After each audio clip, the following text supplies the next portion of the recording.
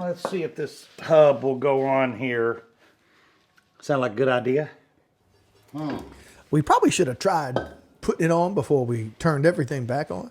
So that stuff you're adjusting on the back of that bad boy, I assume, brings in the brake shoes a little bit to give yourself a little bit of room to get that on, right? Yeah. And then make whatever tweaks you got to make for the tightness of the brakes and everything. Yeah, there's a stud sticking out. It's rounded on one side and flat on the other. So when you turn it around the flat side, it makes it come in. Okay. But this one over here, let's see, this one's far in as it goes. This one over here, I don't know. Oh, gosh. You got it? Yeah. All right. Well, it should go on there. Hey. Look at that. What do you think about that? Isn't that beautiful? All right, now that we got the hub on, we have a washer that goes on. There's what's called a castle nut. Y'all see the castle nut? I got something to say about that, but I'm going to leave it alone. You can see why they call it a castle nut. Hey, JT, you popped up there with a big old wrench. Show the people that bad boy. Right there, 1.5 inches. That's a Mac Daddy, man. I like that. All right. In the axle, there is a place for a cotter pin. That's what the castle nut's for. So you can see that the hole for the cotter pin is about, 10, 11 o'clock here. So we'll take a note of that. So when we start tightening this, you got to get past that point. At least for one to go between those slots in that castle. That's exactly right. See how quick that picked up on all for that? For a non-mechanic, Pappy's doing pretty good. Am I going to be a Redneck Willys Jeep guy one day? I got to get my handy dandy redneck flashlight out so I could see where the hole. Oh, it's right there. First off, I'm going to make sure that we're tight enough. Yeah, we are. Well, if you can't make another rotation, then you're tight enough. I just wanted to make sure before I went to putting anything back together. Yep. For big money, yeah. I like big. Did you hear about it last night? $1 billion. How do you do that? How do you do that, JT? Like this? $1 billion. Something like that. One guy in Michigan, one guy, girl, one person, I should say. One ticket. $1 billion.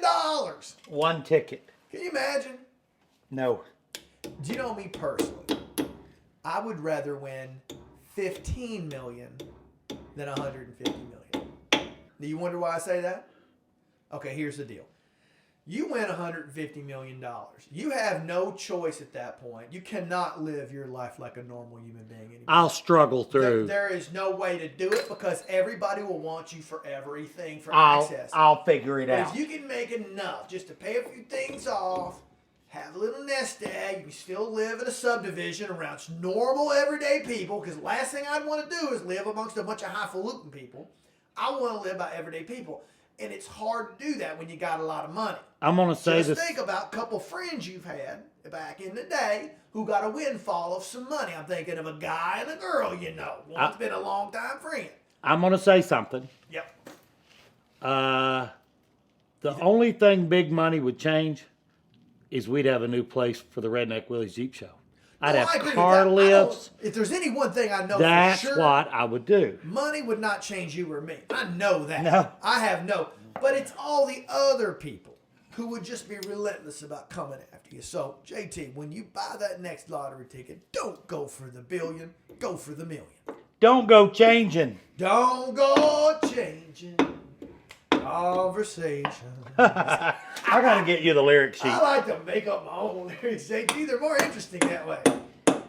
All right. Well, while you're talking and singing, I got everything put together.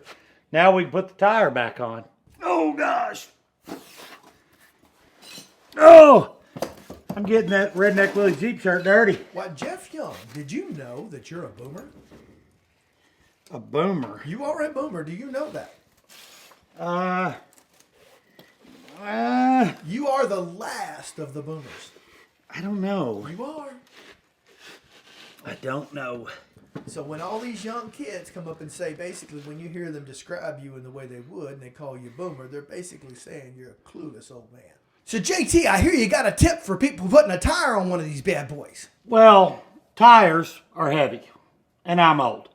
Also, Jeep tires are usually a little bigger than car tires. So instead of straining and reaching out there and picking up the tire by hand, I usually put my feet under it. I get it close, and then I use my feet to pick it up. Don't have to pick it up with my hands, and my feet are stronger. So that's just a small tip to help, especially with bigger tires.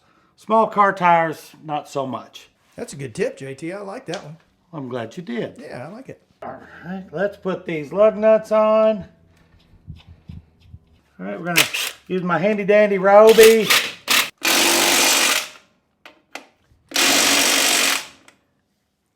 That's what I'm talking about.